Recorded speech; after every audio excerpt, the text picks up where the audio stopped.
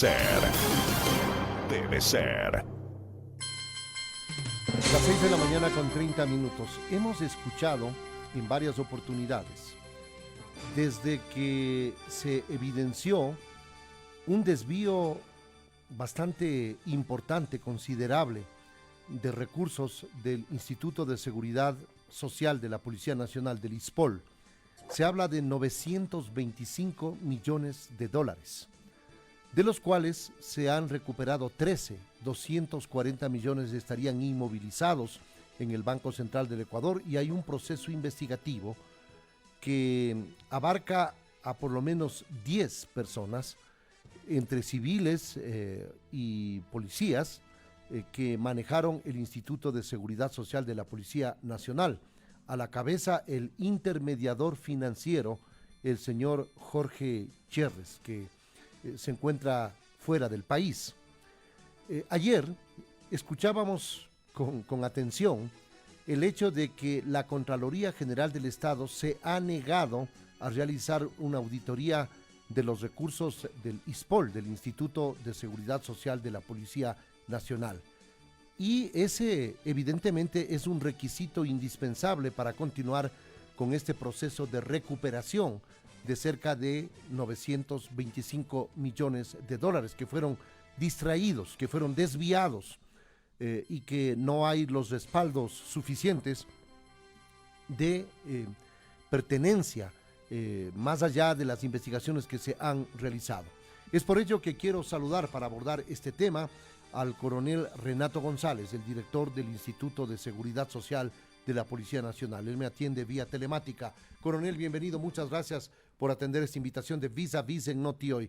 ¿Cuál es la actual situación? Yo he tratado de hacer un rápido resumen de este engorroso proceso que se lleva adelante en el afán de recuperar semejante cantidad, 925 millones. Hablaba yo de una recuperación de 13 millones, de la inmovilización de 240 millones.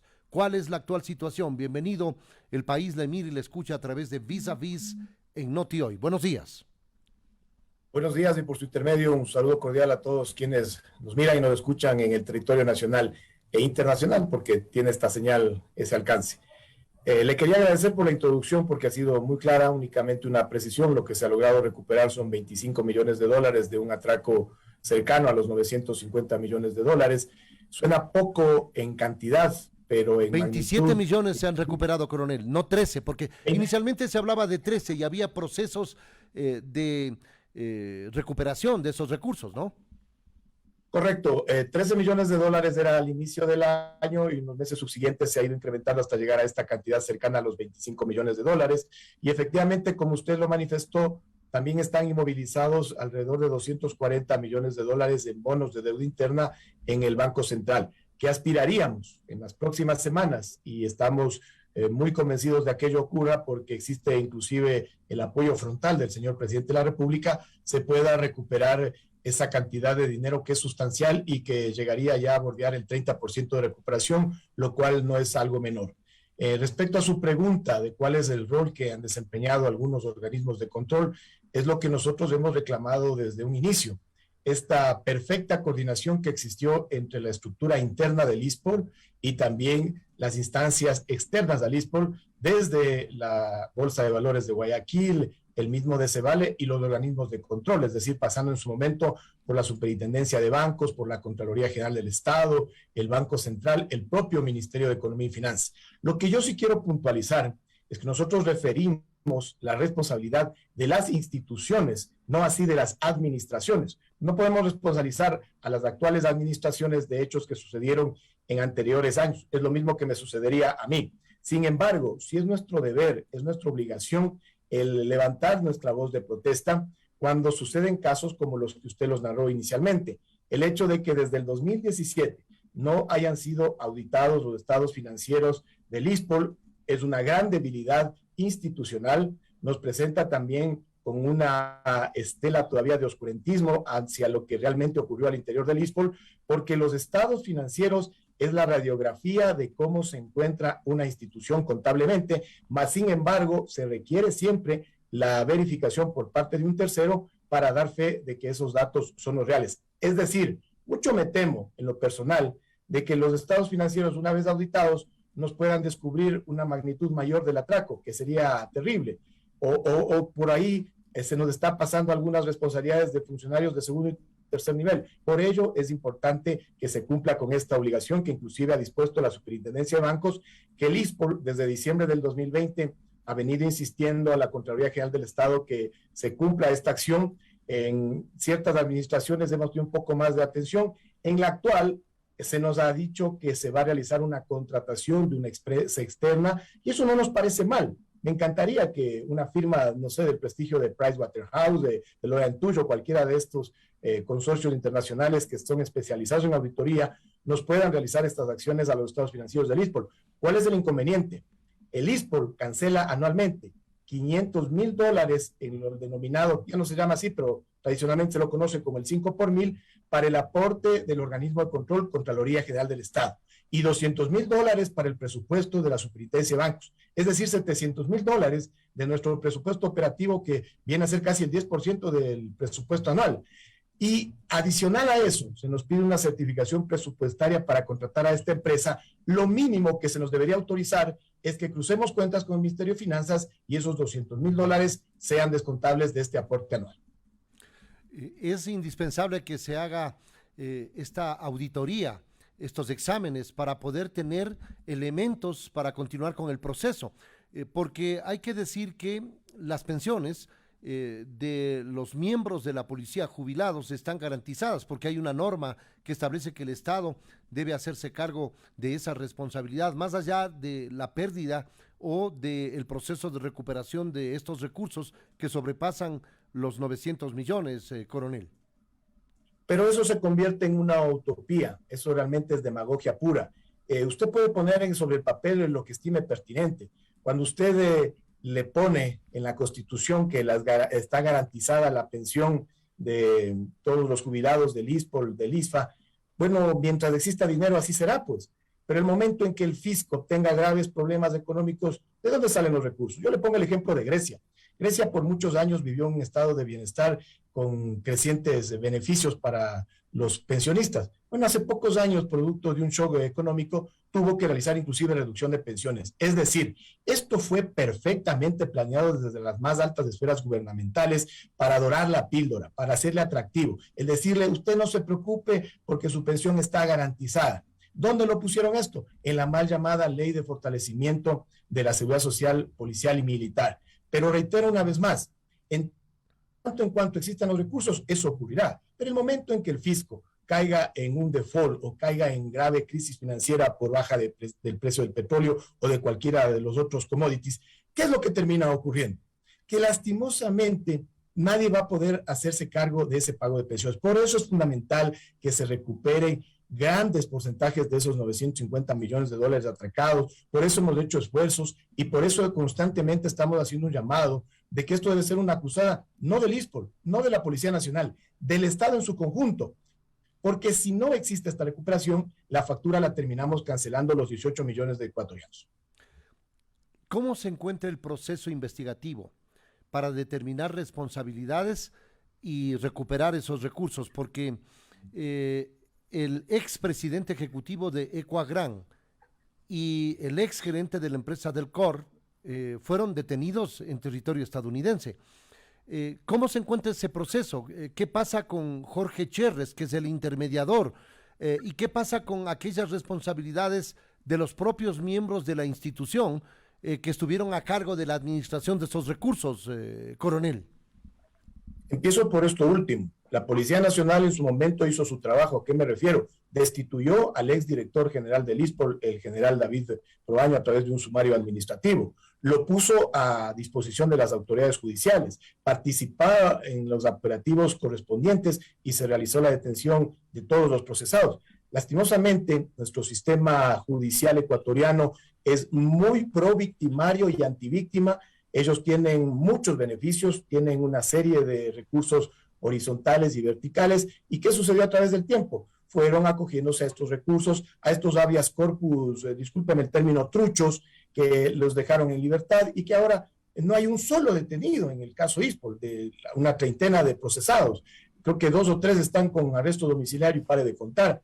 Es la justicia norteamericana la que nos ha dado más bien un ejemplo de agilidad y ya tienen a 2 autores confesos como Luis Álvarez y John Luzuriaga. En el caso de Jorge Chévez, él se pasea plácidamente por el territorio mexicano, se mueve entre Puerto Vallarta, entre Cancún, entre la Ciudad de México. Tiene, sí, eso, la investigación norteamericana en curso. Y respecto a Gad Gonstein y a Enrique Hueson y a Huerta, ellos tienen órdenes nacionales de detención, pero en Estados Unidos, 2 de ellos, Gonstein y me parece que Huerta, fueron apresados inicialmente por las autoridades norteamericanas y están en un proceso de expulsión por fallas migratorias. Sin embargo, de todo, ¿qué puedo yo resumirle? El sistema de justicia ecuatoriana le queda debiendo de largo al ISPOL, pero de largo. Hemos cumplido el 5 de agosto 2 años de la presentación de las primeras denuncias y no tenemos un solo sentenciado. En un caso se terminó la audiencia evaluatoria y preparatorio juicio, que es el caso Citadel, donde se llamó juicio a 2 eslabones débiles, a Luis Álvarez Villamar y a su yerno Gonzalo Navarro. Sin embargo, se exculpó a Oriana Rumbea y a Javier Neira, que para nuestro punto de vista son de los autores principales de todas estas situaciones que ocurrieron en el ISPOL.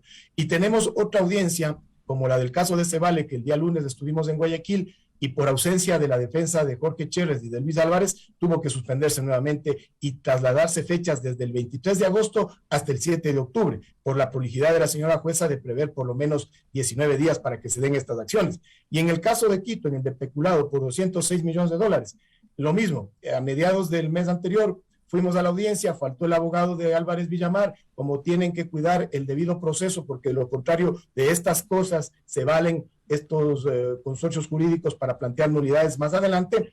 ¿Qué sucedió? Se suspendió hasta el mes de octubre. Y son delitos, muchos de los que están investigando, que prescriben en 5 años. Eso es lo que buscan, dilatar los procesos judiciales para que no existan responsables y mucho menos para que se dé la recuperación de los recursos, que es lo más importante.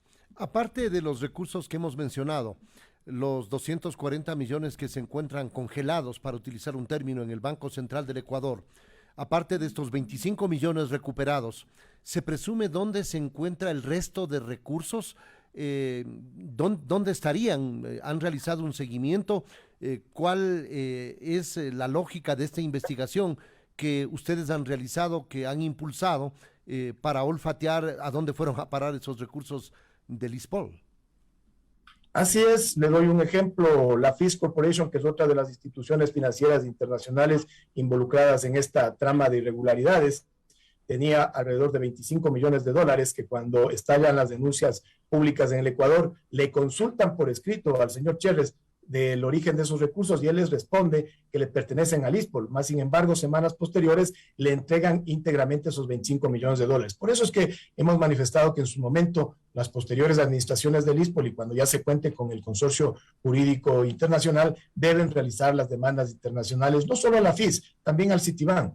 Pero por ahí le estoy mencionando $25 millones. Adicionalmente, conocemos de fuentes muy bien informadas de que existe una incautación de $125 millones por la justicia norteamericana.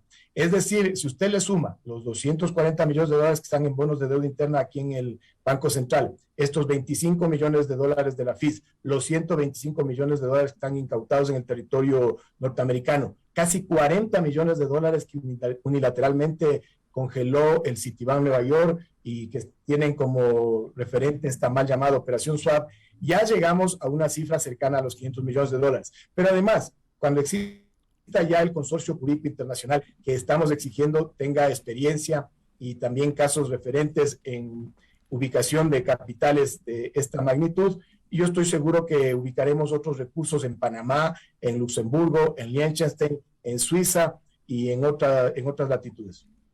¿Qué esperanzas da usted de recuperación de esos recursos, de estos que acaba de mencionar, que estarían en algunas cuentas, que estarían en algunas manos? ¿Qué esperanzas le da a quienes están atentos a esta entrevista, que son parte o que fueron parte de la institución uniformada?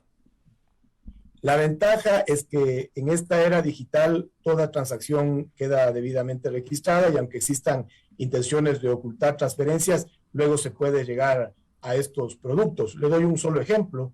Tenemos conocimiento cabal de que en Bencasa, que es una de estas empresas involucradas y que está bajo el control del señor Héctor San Andrés, hay transferencias a personas muy conocidas en Guayaquil, sobre todo. Le doy con nombres y apellidos: el señor Andrés Vaquerizo, Luis Domínguez, el propio Jorge O. de Cronfle. Son personas que en Guayaquil los conocen, saben a qué se dedican. No vengan aquí a darle evasivas que aquí no conocen. Vea, en Guayaquil al menos, todo el mundo sabe de dónde proviene el dinero del de al lado, sino que prefieren estarse codeando en estos clubes de lujos y se hacen de la vista gorda. Así de sencillo. Por eso es que siempre hemos manifestado que el caso Ispol es un claro ejemplo de crimen organizado político, económico, transnacional, donde varios de los involucrados coinciden en otros casos como Seguro Sucre, como los denominados Miami Boys, como el caso Las Torres. Entonces estamos aquí combatiendo a la más alta alcurnia política, económica, pero sobre todo criminal del país, y no es cosa sencilla. ¿Fue por ingenuidad? Le pregunto porque tengo algunos mensajes que están emitiendo, entiendo yo, personas que pertenecen a la institución o que pertenecieron a la institución. ¿Ha sido por ingenuidad de quienes administraron los recursos que son parte de la Policía Nacional o por complicidad y participación en estos truchos negocios? ¿Cómo advierten ustedes esta situación que para muchos es todavía expectante, ¿no? Que genera una cantidad de incertidumbres? Yo tenía la misma duda antes de llegar al ISPOL y a las pocas semanas esto se me fue develado y le puedo asegurar con suma claridad que esto no fue ingenuidad, esto fue perfectamente planificado. Es más, las escalas temporales... ¿No es que fueron engañados los directores, antecesores a usted, por estos cantos de sirena, de inversiones que iban a darles réditos? Fue absolutamente en concupiscencia y contubernio, en coordinación, en colaboración. Para nada, le doy un ejemplo muy claro. Yo acabé de cumplir el día de hoy 24 meses de permanencia en el ISPOL y he solicitado inclusive un espacio con el señor ministro de Interior para hacerle hincapié de este lapso que yo considero que es más que oportuno de haber permanecido en el ISPOL, y por lo tanto solicitaré respetuosamente que el momento que considere oportuno la autoridad ministerial yo sea designado ya a un nuevo cargo en territorio. Pero ¿a qué le hago referencia? Si yo en 24 meses he podido comprender esto, el director general de su época, me refiero a David Proaño, permaneció relacionado al ISPOL desde el año 2010. Es decir, tenía una vasta experiencia en lo que es de inversiones porque él era presidente de la Comisión de Inversiones antes de ser director general del ISPOL. Cuando uno ve el atraco sufrido entre los años 2013 al 2019 y sin descartar que pueda temporalmente irse más atrás, ve lo que no son coincidencias, son realmente hechos planificados. Le doy un ejemplo, lo que ha causado malestar en las tasas de interés. Las tasas de interés en los diferentes préstamos del ISPOL tenían niveles superiores. Yo no sé si adecuados o no adecuados, pero tenían niveles superiores en años anteriores. Hasta el primer semestre del 2015, cuando se bajan a los mínimos niveles y así permanecen de una manera antitécnica por el lapso de 7 años. Eso no es coincidencia. Eso fue planeado para mantenerle distraído, para mantenerle contento al conglomerado policial mientras ocurrían todas esta serie de operaciones regulares. Cuando se realiza un informe técnico que determina que las tasas de interés deben ser incrementadas a valores más adecuados a la realidad del momento, ya existe un lógico, un comprensible malestar, pero no se entiende que lo que aquí se vivía es una ficción. ¿A qué me refiero? Los préstamos provienen del seguro del retiro, invalidez y muerte, donde se pagan las pensiones. Es uno de los seguros que tiene déficit actuarial. Y una de las causas para ese déficit actuarial es precisamente esta bondad, esta canonjía, esta demagogia en haber fijado tasas de interés demasiado beneficiosas para quienes obtenían los préstamos, pero perjudicando a todos quienes somos los aportantes de los recursos del ISPOL. Entonces, eso claramente es crimen organizado, político, económico, transnacional. O cuando usted ve el rol que desempeñaron los organismos que sacaban las leyes y que les hacían muy atractivas porque les decían a nuestro personal pasivo, ya no van a aportar el 275 para el seguro de enfermedad y maternidad, pero lo que no les dijeron es que los policías nuevos aportaban en un nivel similar al IES, que eso implicaba una muerte lenta del ISPOL porque los policías de antaño, aportamos casi el doble de las nuevas generaciones. Entonces, todo esto fue planeado para que en un año X, por ejemplo, en 2025, se tenga el discurso de por qué se mantienen 3 institutos que hacen exactamente lo mismo, con niveles similares de aportación, y mejor se fusionaban en el IES. El ISPOL llegaba con sus estados financieros todos saludables y el megatraco estaba licuado y no se conocía nada.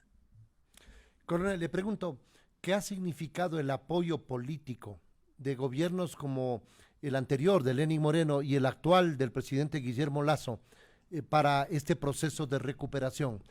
¿Ha sido importante este apoyo? El ministro del Interior, Patricio Carrillo, hace algunos días aquí en estos mismos micrófonos, decía que este gobierno está comprometido a recuperar esos recursos del ISPOL.